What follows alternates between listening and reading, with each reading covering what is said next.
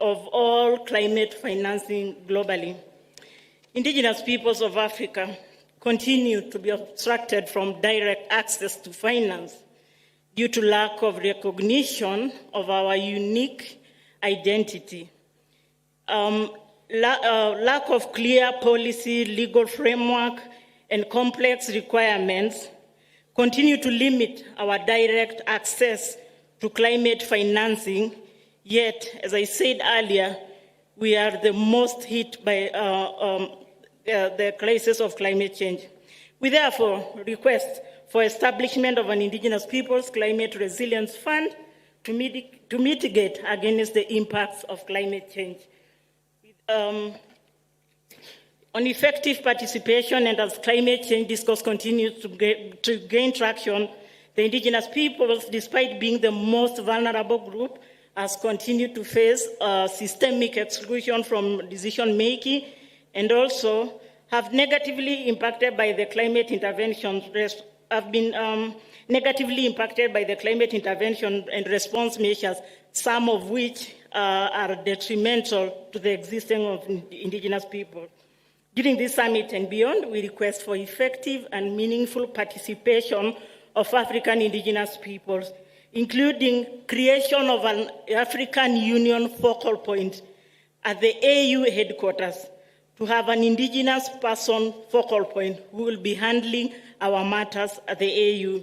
In conclusion, we reiterate again that although Indigenous peoples contribute the less to carbon emissions that lead to climate change challenges, we continue to suffer the most.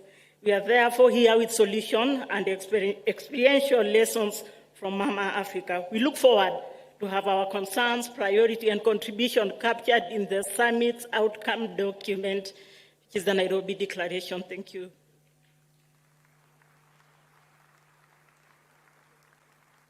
Thank you very much, Anne. Your Excellencies, ladies and gentlemen, the summit is steeped in democracy, and with good reason, because the climate crisis affects everybody. In the last 3 days, we have had very robust engagements during the 11th Climate Change and Development in Africa conference, held between the 1st to the 3rd of September, just ended yesterday. And this is a forum convened by the AU, UNECA, the Africa Development Bank, as well as the Kenyan government and the Pan-African Climate Justice Alliance, and to bring to us the voice and sentiments from the civil society is our next speaker, Dr. Mithika Mwenda. Let's put our hands together for Mithika.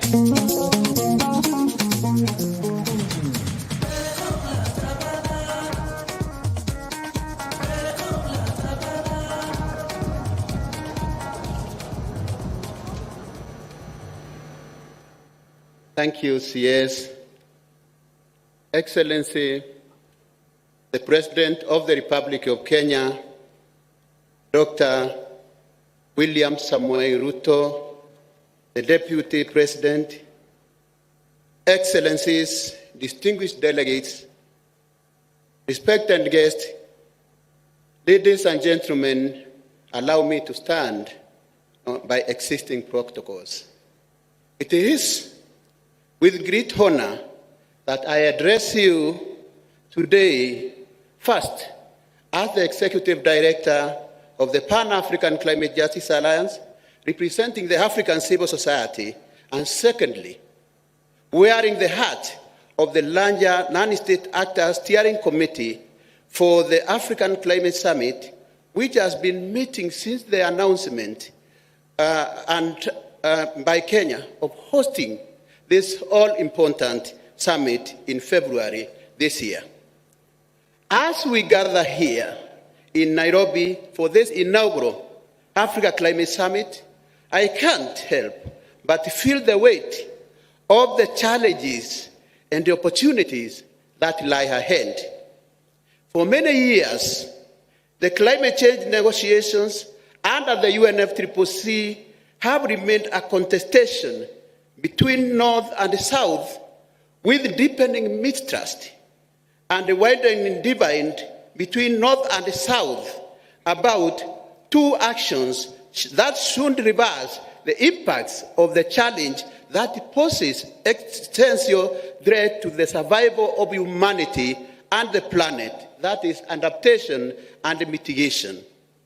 The outcome of this summit, then, should seek to not only provide a neutral ground for conversation and restore hope and dignity for millions of people whose livelihoods have been turned upside down due to the ranging climate impacts manifested by shifting seasons, drying rivers, erratic rainfall, diseases, compounding food crisis, and forced solutions, but should also be responsive to African people's realities, aspirations, desires, and imperatives of climate justice.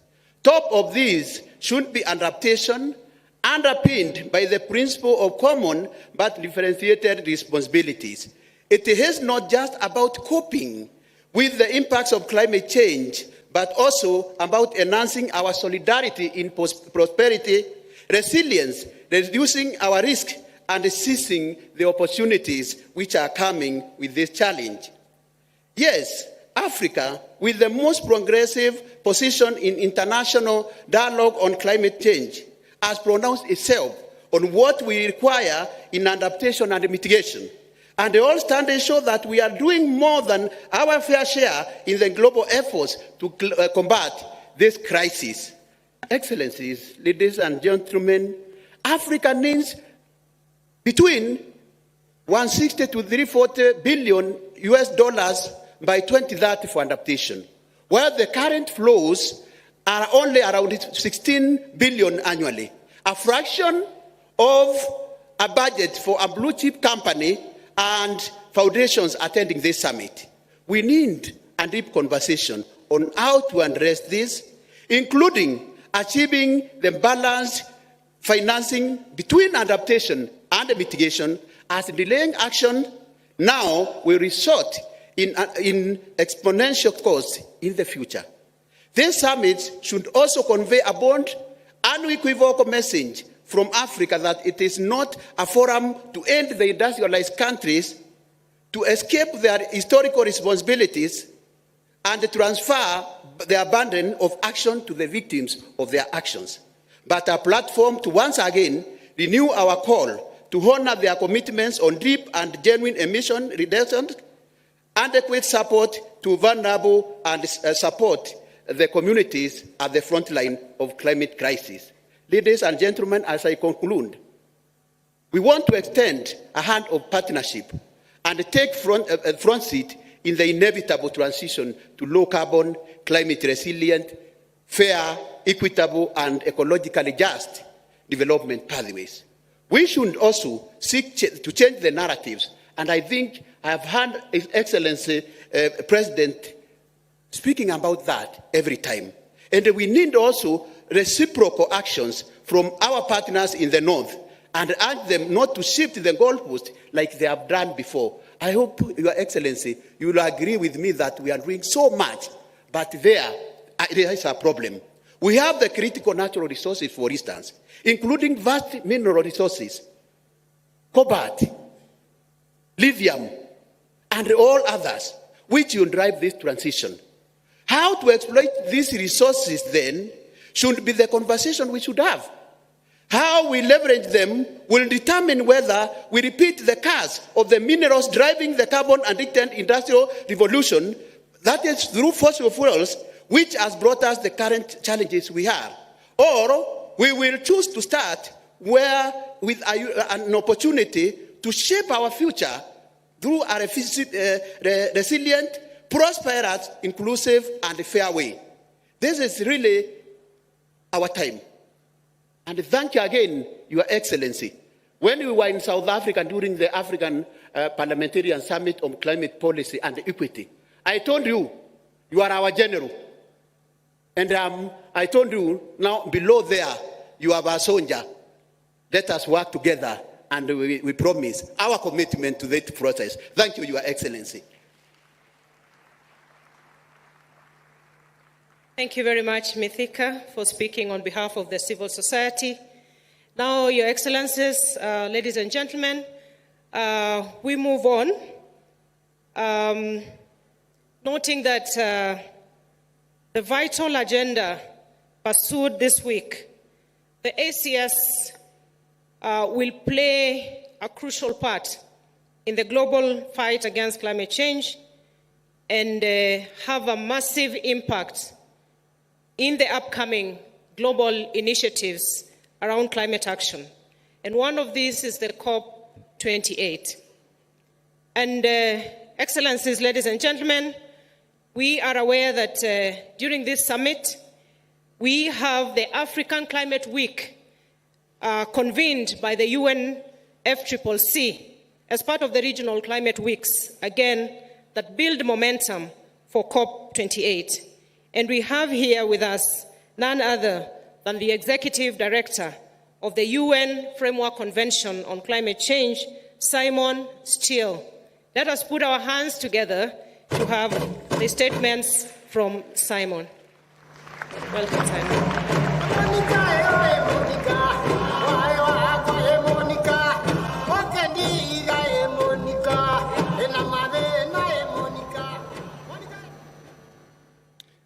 Excellencies, ministers, colleagues, friends, I'm honored to be here at the Africa Climate Summit and the first of 4 regional climate weeks of 2023.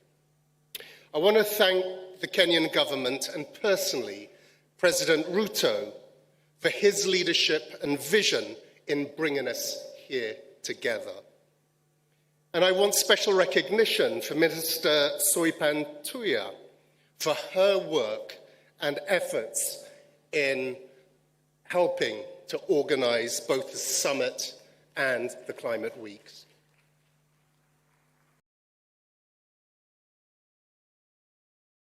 This summit for Africa, by Africa, will help us tackle the climate crisis we see and feel all around the world. I speak to you today not just as the head of the UNFCCC, but as the former minister from a developing country. So let us talk about what we can do to stabilize the climate and build resilient societies in Africa and throughout the world. Development is, as it should be, a priority. I know personally the destruction that climate-related disasters can wreak on years of development. But the world is asking for a lot. Develop, but don't do it in the carbon-intensive way that we did in the past. Therefore, it is a global responsibility to collectively work out how we do that. Every day this week, we'll be putting our heads together to discuss how to build resilience to climate risks, transition to a low-emission economy, and collaborate on solutions, transforming our economies through a just transition that benefits all sectors of society. Africa, the equal partner in this endeavor, is offering its huge potential. We already know innovation in Africa is astounding. So how can we accelerate this development through green technology and energy, and in doing so, taking the necessary actions to keeping 1.5 within reach? First, we must address finance. Climate action, just like everything else in life, costs money. Finance should be viewed in the context of mitigation and adaptation, in addition to all of the other things. COP28 will be a critical moment to hold the line on temperature rise at 1.5 degrees Celsius. The world needs to reduce emissions by 43% from 2019 levels by 2030 to achieve this. And the IPCC reports that impacts will be far greater at anything above this, especially in certain parts of the world. So for starters, to hold this off, we immediately need to see the delivery of the pledged $100 billion, a doubling of adaptation finance, the substantial replenishment of the Green Climate Fund, a global finance system, both public and finance, that is aligned with action and green finance. At COP27, I committed to ensure the Secretariat does all that it can to support parties to deliver on their commitments. I see our role as catching what you, parties, throw and shine light on how you can, together, throw it higher to get it in the basket. I also committed to maximising the opportunities available to us to build collaboration throughout the year between COPs. This Africa Climate Week is a good example on delivering just that. In the past, we used to have only 3 to 4 mandated events associated with the regional climate weeks. Now there are 20.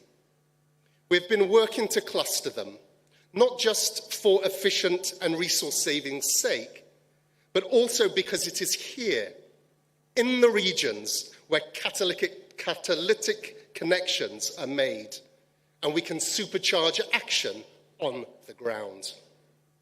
I want to see Africa Climate Week usher in climate action in 3 pivotal fronts. First, it must enable governments to amplify their contributions and commitments.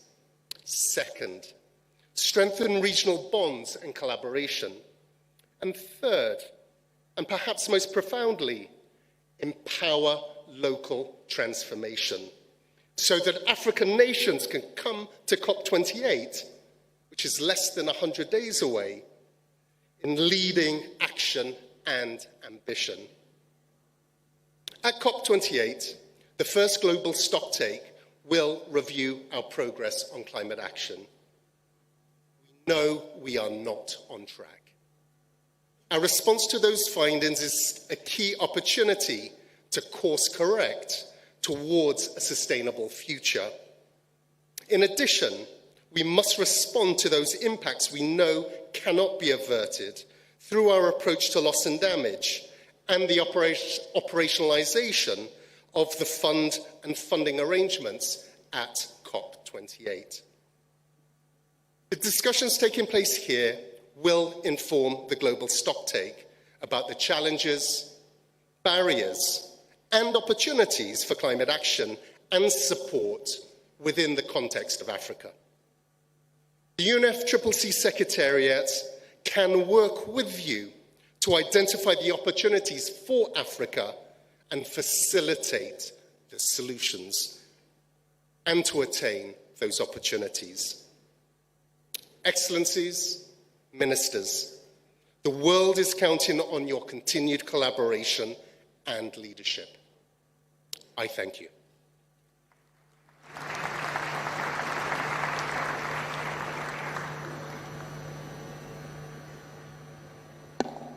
Thank you, Simon. Next, Your Excellencies, ladies and gentlemen, is my turn to introduce Her Excellency Josepha Sako, who is the African Union Commissioner in charge of agriculture, rural development, blue economy, and sustainable development. Welcome, my sister. You have been extremely instrumental in helping us co-host this summit.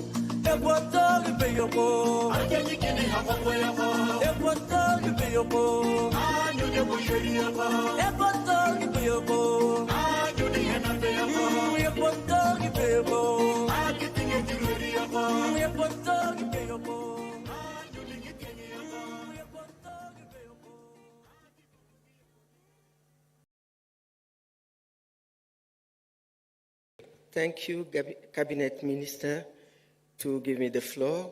Good morning, every one of you.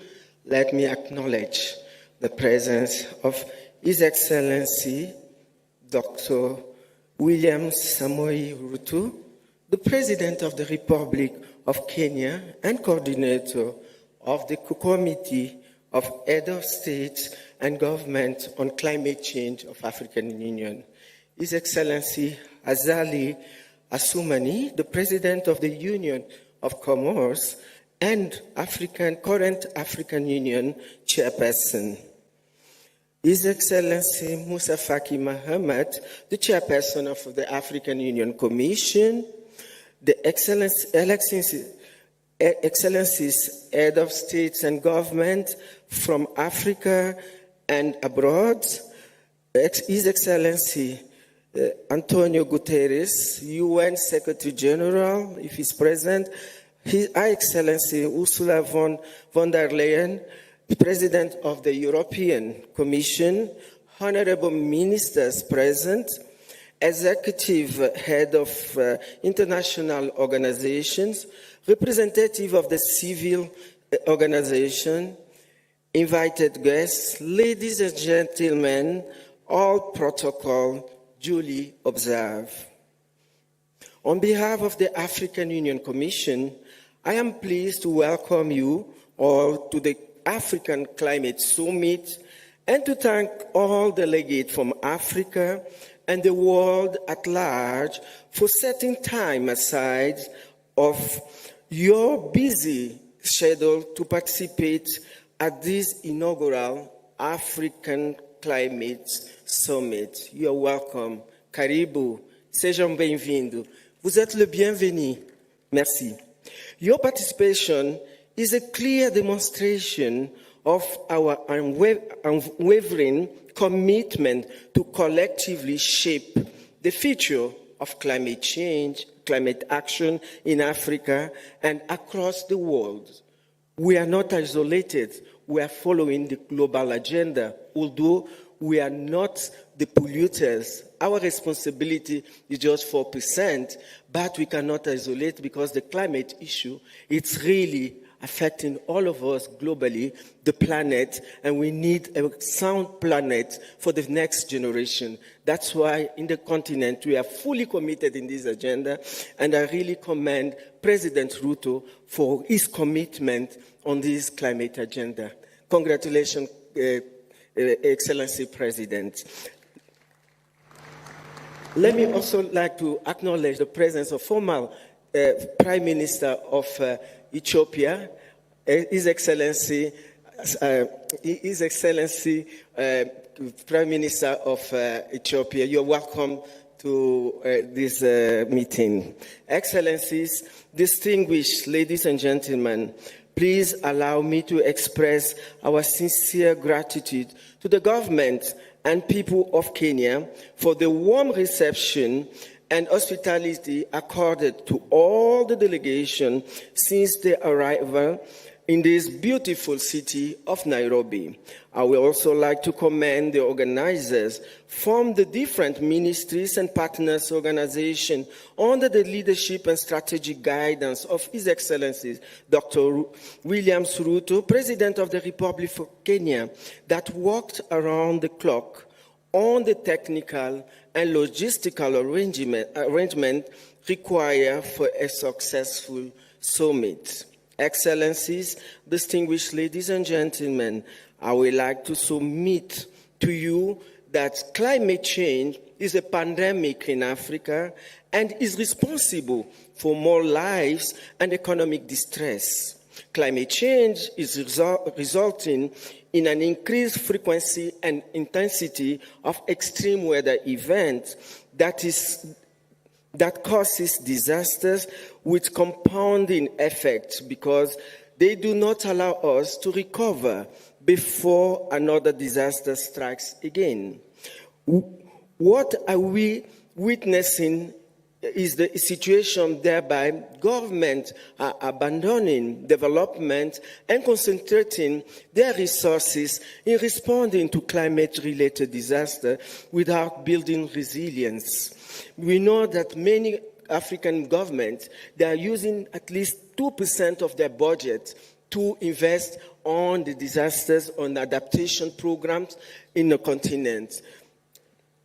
In our continent. Research tells us that some of the African member states are spending up to 50% of their GDP per year in response to climate-induced disasters. The economic losses resulting from climate change stand at more than 5% of the annual GDP for the continent. The bottom line is that the cost of climate change in Africa is too high for us. We know for sure that crying for the promised resources by the developed countries' parties has not yielded tangible results, and even the $100 billion that you promised during the during the Paris Agreement, COP21, up to now, we haven't seen anything. We haven't seen anything. That was the pledge in 2009 to be accessible from 2022. We are in 2023. We haven't seen anything. Please, partners, come and honor your pledge. Has not been reached to Africa. This is despite being their obligation due to their historic responsibility for climate change in line with the Convention and the Paris Agreement. We also know that the cost of addressing climate change is also skyrocketing. For example, the revise of our NDCs for Africa will require an estimated $3 trillion of investment, US dollar investment, to implement, in addition to all the climate action, including NAPS. Africa has refused to wait and die due to climate change. We shall continue to pursue them to honor their obligation, but at the same time, we shall proceed with our own initiatives aimed at building resilience in Africa. I must confess that at the African Union Commission, we are enjoying support for some of our development partners, and so are some of the member states. However, Africa needs to move from a donor-recipient relationship to that built around investment, as that it is the pathway to reaping development aspiration of our continent, the Africa we all want. Excellencies, distinguished ladies and gentlemen, the primary goal of this summit is to propel our collective efforts on climate change and sustainable development forward. The fundamental driver of success for African green transition will be the availability of resources for investment, and these must be accompanied by the strengthening of the ability of the African countries to mobilize their own resources, their own domestic resources. And I believe in Africa we can do it. We have the resources. Let us start allocating the resources on the environmental agenda when we are doing our national budget. I believe that we have this capacity. So the fundamental driver of this success, as I say, for African green transition will be the availability of resources for investment, and those must be accompanied by strengthening of the ability of the African country to mobilize our own resources, build on the foundation of solid and inclusive economic growth. As a continent, previous growth models have been predicated largely on the sheep production and export of African raw material with a minimal value addition.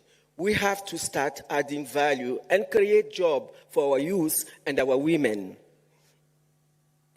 A continuation of this trajectory will undoubtedly reinforce Africa's vulnerability. Excellencies, distinguished delegates, ladies and gentlemen, the African continent remains a key player in charting the way forward towards a low-carbon future, despite being the least contributor and yet highly vulnerable to the impact of climate change. However, our strength lies in our unity and the fact that we are a continent that is vibrant, fast-growing, useful, young population, energy, and diversity. Our solution for African climate change are rooted in large-scale investment in climate resilience centered on energy access to drive sustainable industrialization. This represents one of the fastest drivers for poverty reduction, while also fundamentally changing the nature of Africa's economic model with large-scale investment in a sustainable value chain.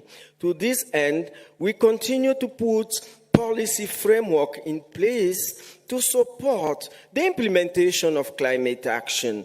Such frameworks include the African Union Climate Change and Resilience Development Strategy and Action Plan.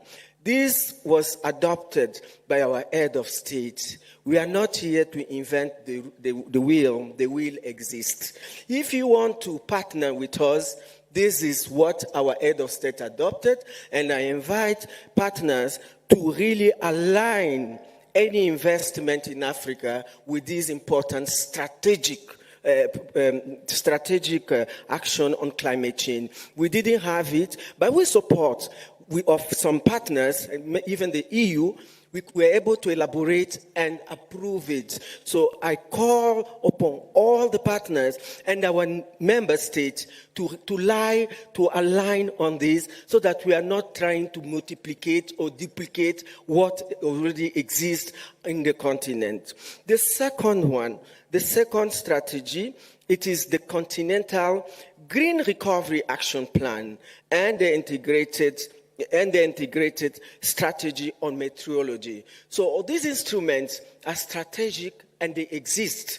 So if at all we want to tackle all the issues of the challenges of climate change, the tools are there. I'm just inviting investment. Let us find a mechanism where our member state can have access to these capitals, financing resources, so that we can go ahead. We have already done our homework with these tools that was approved. As I conclude, I would like to emphasize the following, that Africa's potential is fostering its sustainable development.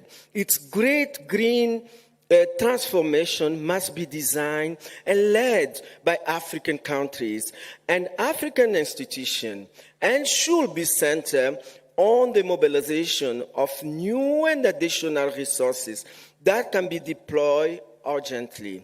2, that Africa's energy transition must be defined. My colleague is here. She's going to share with us how is she doing as a commissioner of this important department, which is the Department of Infrastructure, honed and led by Africans for it to be just and equitable.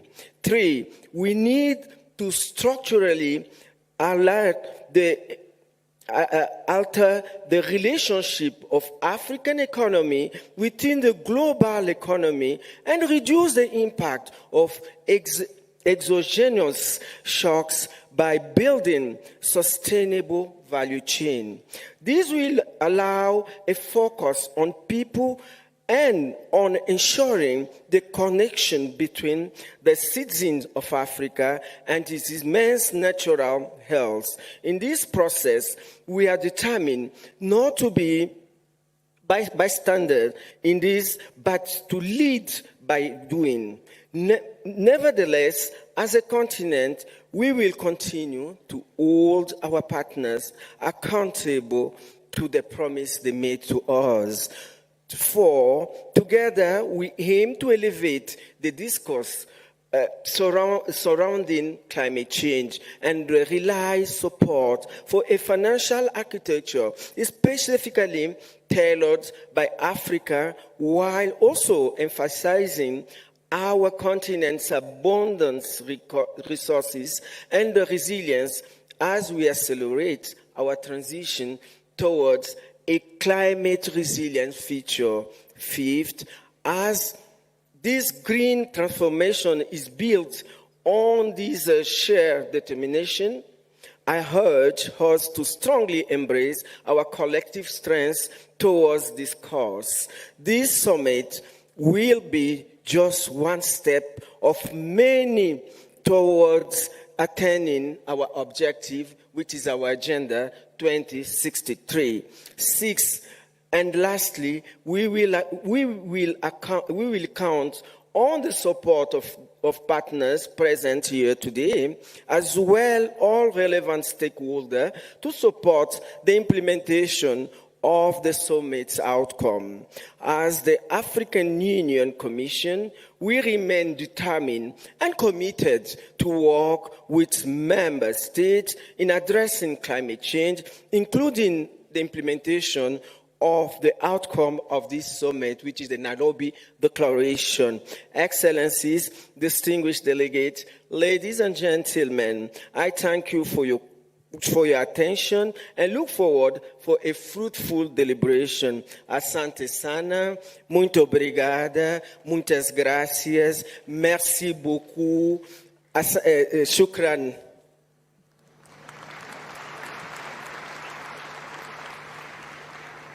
Good job, Your Excellency, with the Swahili. Your Excellency, colleague ministers, ladies and gentlemen, we are at the apex of the opening session of today's ministerial segment of the Africa Climate Summit. And Excellencies, allow me to remind my colleague ministers that we have a very busy day ahead of us. As per the program, we have 3 breakaway rooms, Lenana, Savo, Abadeas, and we shall be guided through that section immediately after the official opening. Allow me, Your Excellency, President of the Republic of Kenya, to thank you most profusely for accepting to grace this ministerial segment to flag us off to a very busy day. And without much ado, ladies and gentlemen, let's put our hands together to welcome His Excellency President William Ruto to make his remarks. Thank you, Excellency.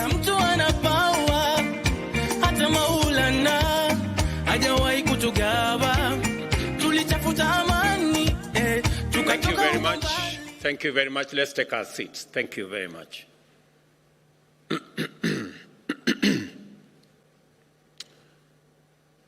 Excellencies, honorable ministers, distinguished delegates, ladies and gentlemen, good morning and welcome to Nairobi. It's called the green city in the sun. Welcome to Kenya, and welcome to the Africa Climate Summit. I have welcomed you to this great city on behalf of the people and government of Kenya to this meeting that is co-hosted by the Africa Union and the government of Kenya. Let me give you a bit of information that will make it easy to find your way around. Nairobi is a very interesting city. On one side, there is a full canopy forest, and on the other side, we have a wildlife national park.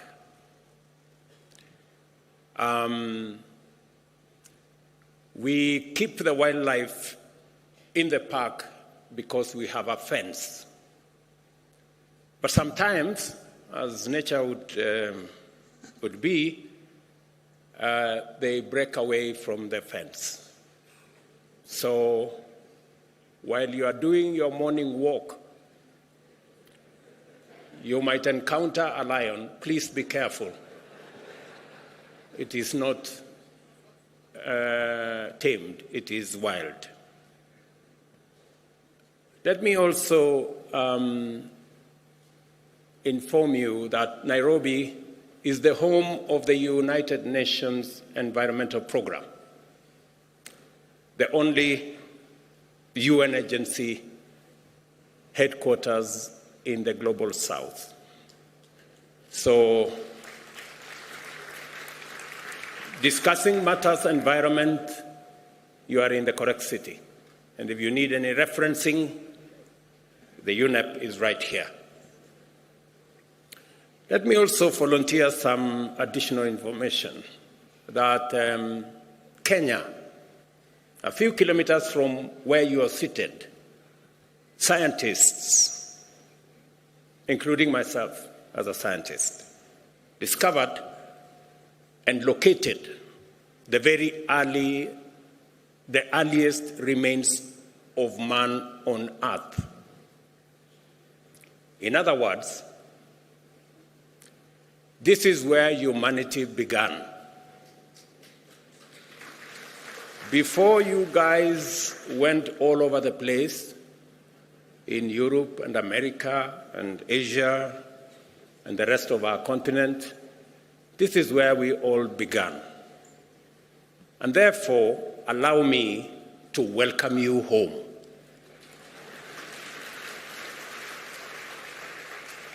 And in a few months, we are having a conversation as Kenyans. In a few months, we are seriously considering abolishing any visa requirement because it is unfair to ask anybody coming home for visa.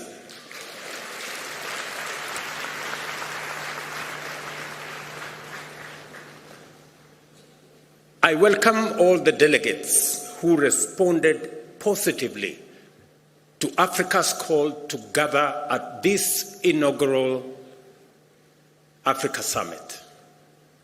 In order for us to imagine, design, and then build a future of prosperity for Africa and the world.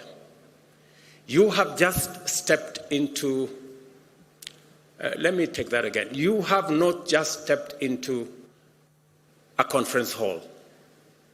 You have entered the future, a future ripe with potential driven by global partnerships committed to African prosperity, inclusive growth, and a livable planet for all of us. Clearly, therefore, this is no ordinary summit. We are not here just to talk about Africa or climate change in the usual way, which often accentuates our divisions. You all remember the North versus South, developed versus developing, polluters versus victims, and the whole of that conversation. And even within our own government, sometimes we have conversations around economic development, so badly needed for us to achieve stable and dignified livelihoods, and is often cast as a trade-off with environmental stewardship as if they are mutually exclusive, when in actual fact they are positively reinforcing. Let me be clear, these conversations are necessary. Africa's carbon footprint remains small, but the human toll of climate change is disproportionately high. The urgency to address loss and damage and to configure appropriate financial mechanisms for resilience grows with each extreme weather event and each bout of climate-induced insecurity. A complex interplay of needs and responsibilities is a daily challenge, but it should not lead to a deadlock. We must be alert to the fact that they can sometimes blind us to the bigger picture. Delivering prosperity and well-being for Africa's growing population without pushing the world deeper into climate disaster is not just an abstract proposition or a mere wishful thinking. It is a real possibility proven by science and affirmed by emerging experience. An opportunity-oriented focus on climate action is the engine for propelling Africa into a realm of stability and prosperity, elevating us to middle-income status and beyond. This context is precisely what sets this climate summit apart from others. It aims to unite us across neighborhoods, across sectors, across institutions, local or international, across country borders, across continents, and across generations. It is because we all have a shared stake in the Earth's ability to sustain life that we must envision together a future that embraces the values of equality, human security, and shared prosperity. Africa possesses all the necessary conditions to realize this future. Our foremost asset is our young and growing young people and workforce, educated, skilled, and motivated to pursue industry, innovation, and enterprise. And we saw them here speak ably this morning. And I congratulate the young people who've been here for the last 3 days, and they have done a tremendous job in the Youth Summit. We have ample renewable energy potential as well, and the natural assets and resources to green our own consumption, but also to meaningfully contribute to decarbonization of the global economy. We must see in green growth not just a climate imperative, but also a fountain of multi-billion-dollar economic opportunities that Africa and the world is primed to capitalize. We are brought together by a clear understanding and deep concern about the inadequacy of our present means in terms of institutions and available finances to deal effectively with the magnitude of our collective threats and challenges. But we will not shy away from the difficult conversations and uncomfortable realities that must be addressed to achieve meaningful change. Policy, regulations, taxation, trade, and climate justice will all be scrutinized in national, regional, global contexts. Yet, the way we frame these discussions matters. I invite all of us to adopt opportunity lens as we navigate these complex dialogues. For a very long time, we have looked at this as a problem. It is time we flipped and looked at it from the other side. There are opportunities, immense opportunities as well. And that is why we are not here to catalogue grievances and list problems. We are here to scrutinize ideas, assess perspectives, so that we can unlock solutions. The very format of this summit has been designed to facilitate such engagement. Over the next 3 days, be ready to be challenged in this dynamic ecosystem of dialogue and discovery. African and global leaders, innovation trailblazers, experts, investors, and captains of industry are here to explore the opportunities, tackle the barriers, and scale up solutions.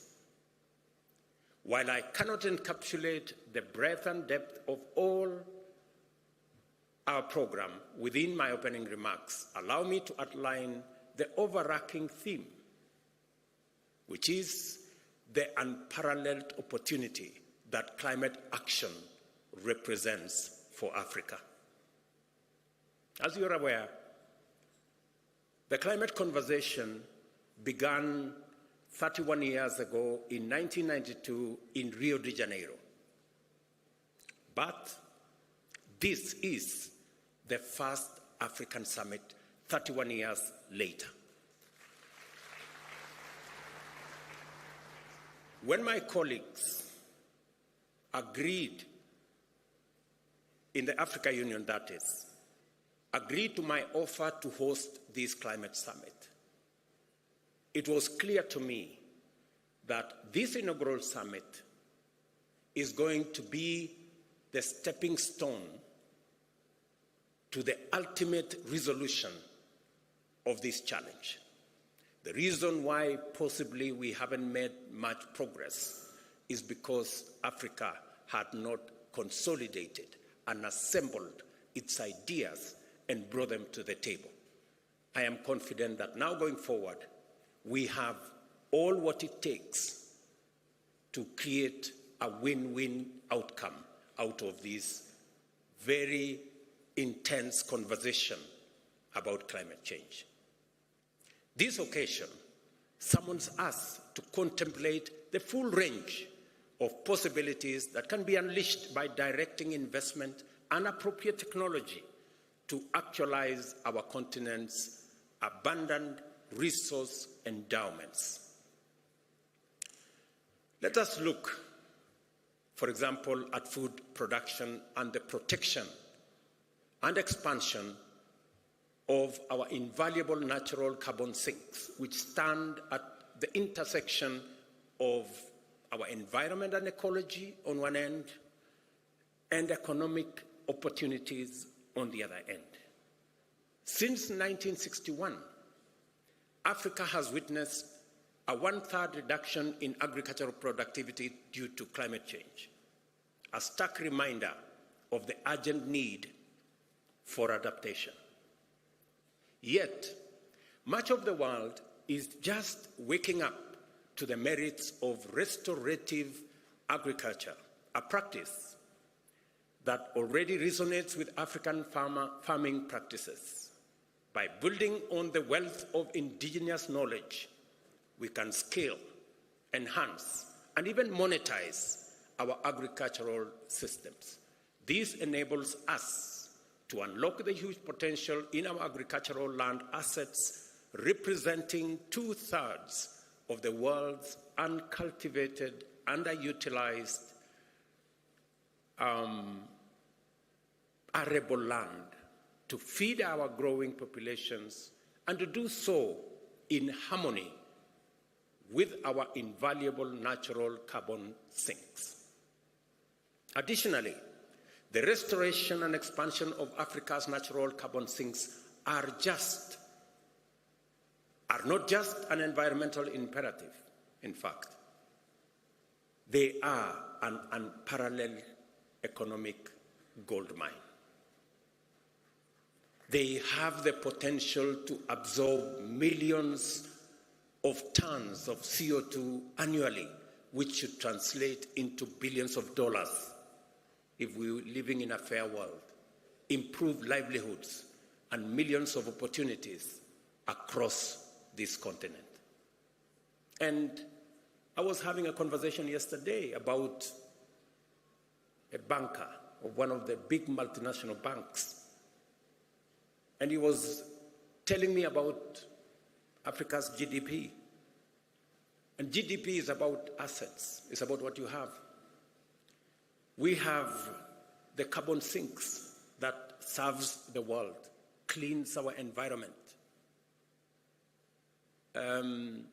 acts as sequestration of carbon that is produced by others. But we get nothing for it. It's not anywhere in our balance sheet. Everybody's assets are in their balance sheet. Some of ours are not in that balance sheet. The day we put our whole assets in our balance sheet, you will know that we are a very wealthy continent.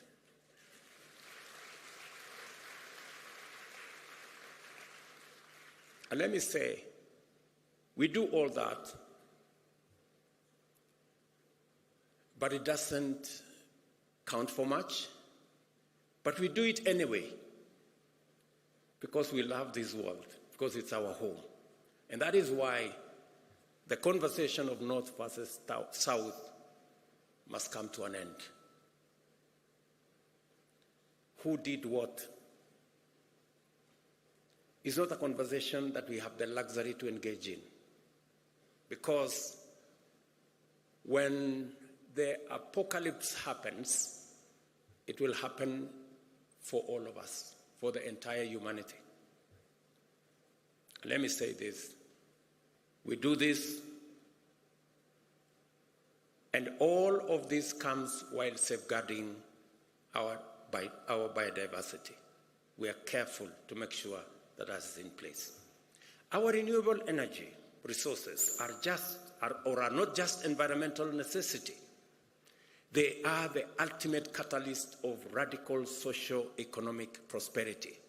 They can fuel sustainable development, drive economic growth, create jobs, and also uplift millions from energy poverty, all while reducing our carbon footprint continentally and globally.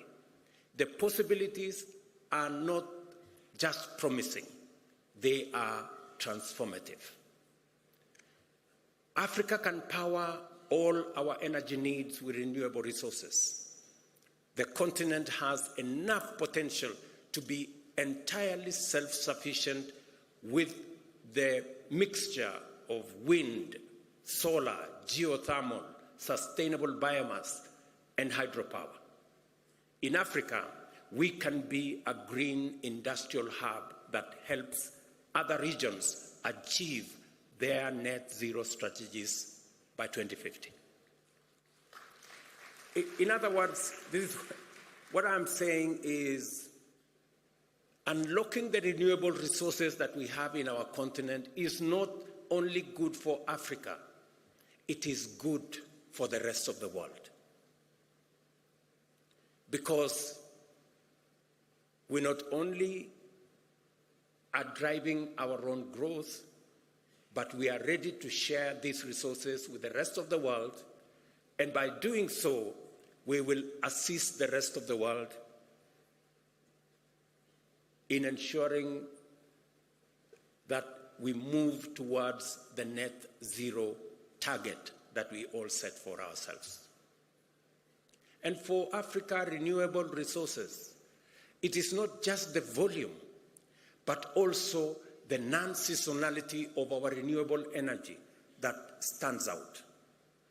The nearly year-round sunshine makes Africa's solar potential particularly unique, perfectly suited to industrial energy demands, something that is challenging in other areas, especially in temperate climates. Kenya, for example, serves as a good example of what is possible.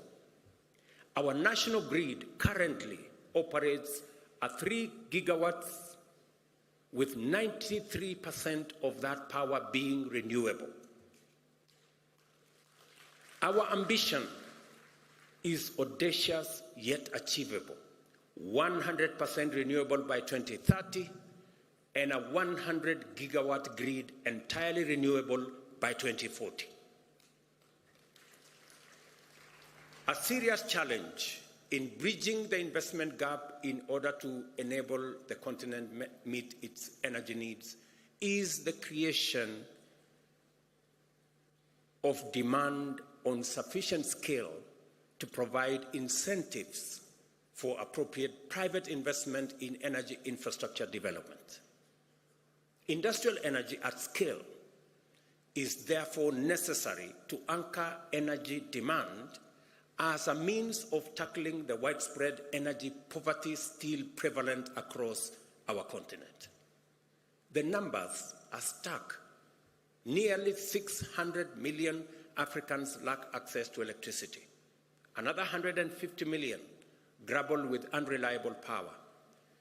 And almost 1 billion have no access to clean cooking energy.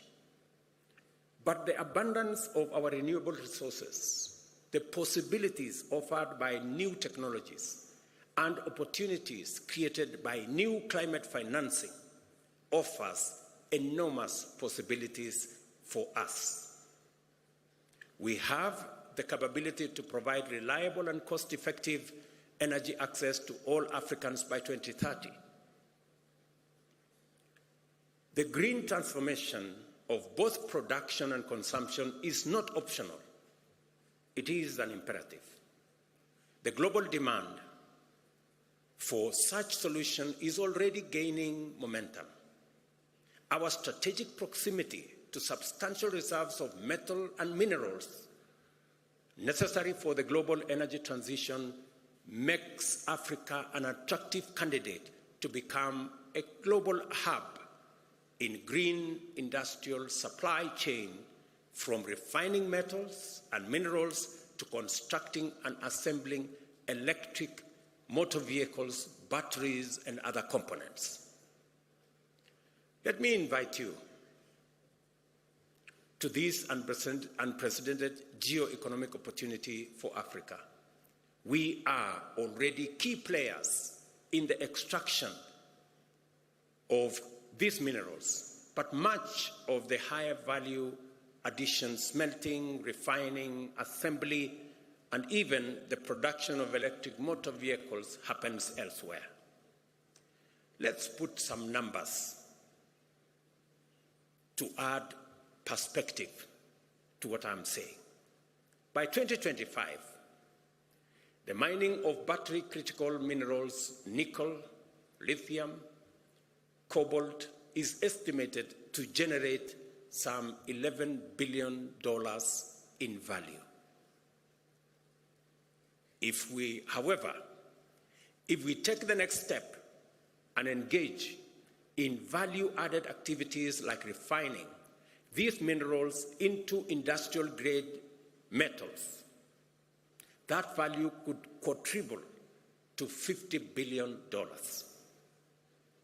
And if we consider the end-to-end value chain for electric vehicles, including the battery pack and all other components, the market value skyrockets to an astonishing $7 trillion. That is a trajectory. What today we are selling for $11 billion could be $7 trillion if we engage in the right trajectory. And that is what we are saying. And that is what Madam Josefa was saying. What these figures clearly demonstrate is that Africa can no longer afford a minimalist, short-termist, raw material-based approach. The time has come for us to break out of the shackles of low ambition. We must now begin to aim higher and strive for more and better outcomes. As we work towards capturing more economic value from these opportunities, we are not just building a resilient and prosperous continent, we are also contributing to a more balanced and stable global economy. It is the only way, ladies and gentlemen, we are going to stop the migration using rickety boats from one continent to another.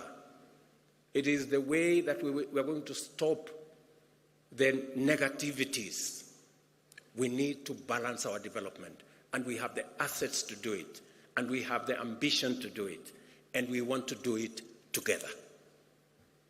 Trillions of dollars globally are looking for green investment opportunities as the pressure to tackle climate change and crisis heightens. Africa holds the key to accelerating decarbonization of the global economy. It is a statement of fact. Africa holds the key to decarbonizing the global economy, whether it is industrialization, whether it's manufacturing. We are not just a continent rich in resources. We are a powerhouse of untapped potential, eager to engage and fairly compete in the global marketplace. Consider this. Every year, Africa needs to generate approximately 30 million jobs, new jobs for that matter, to accommodate its rapidly expanding workforce. These are not just numbers. They are not just statistics. These are 30 million opportunities to build our future, 30 million dreams that can be fulfilled through climate-proof avenues of growth, and 30 million steps towards shared prosperity. The examples I have shared with you are not mere statistics. They are pragmatic routes for Africa to not only participate in the global economy, but to excel and to grow. I accept that it is one thing to say what is possible, and entirely another to make it happen. For example, infrastructure is expensive. It needs finance and finely tuned policies to attract investors. It needs technical know-how and agile institutions. A major concern that we all know and we all appreciate is cost of capital in Africa, acting as a most prohibitive barrier to our progress. Private investors charge high premiums driven by both real but mostly perceived risks. It is not a secret that we are paying at least 5 times as much as advanced economies to borrow from the financial markets. It's a fact, documented. Like many of us, a few years ago, I would have believed the challenges were too great and the barriers too high. Today, I see them differently, as mere tests of our collective will and ingenuity. We should develop effective policies and regulations that catalyze investment and entrepreneurship and unleash the creativity of local business. We must transform Africa's resource wealth from mere potential into real opportunities by directing large-scale investments that will actualize the possibilities that exist and await our citizens in present and in future generations. Let's make no mistake, however, we have no choice but to approach this colossal task with clear minds and open eyes. A lot needs to happen before Africa can live up to its full potential of providing climate solutions for its citizens and to the entire world. Over the next few days, I have no doubt that African leaders seated here and our friends from elsewhere will be open, honest, and direct about what we can commit and bring to the table and the type of the collaborations we need from our global partners. My call to everyone present in this historic summit is for us to work together and converge our efforts on African priorities. I urge everyone to make a contribution to our generation's unprecedented and highly consequential endeavor to catalyze climate action in a spirit of candor, collaboration, and courage. Let us imagine a pathway for different financial structures that can deliver on Africa's goals. Let us commit to invest in viable solutions presented by renewable energy, green industrialization, climate-smart agriculture, and nature conservation. I am confident that we are all inspired by the possibilities before us and galvanized by the demands of this critical time to engage productively, collaborate successfully, and conclude the Africa Summit with a Nairobi Declaration on green growth and climate finance agenda that will commit us to pursue a climate-positive path to propel Africa's economy and promote job creation in a manner that limits our emissions and aids global decarbonization efforts. Excellencies, ladies and gentlemen, friends, this summit is a moment to imagine a bold and radically affirmative African future. We are here to envision a continent that links markets and connects resources with demand, unlocking massive economies of scale, a continent that offers an economic backbone for a decarbonized world, a continent that thrives and shapes climate-proof future for all. So, as we immerse ourselves into the array of complex issues during the summit, let us fix our gaze firmly upon the horizon of possibilities. The future is not just something to hope for. Neither is it something to merely wish or wait for. The future is for us to conceptualize and actualize, starting now. That is what we have come to do at the Africa Climate Summit. Welcome to the future, and I thank you.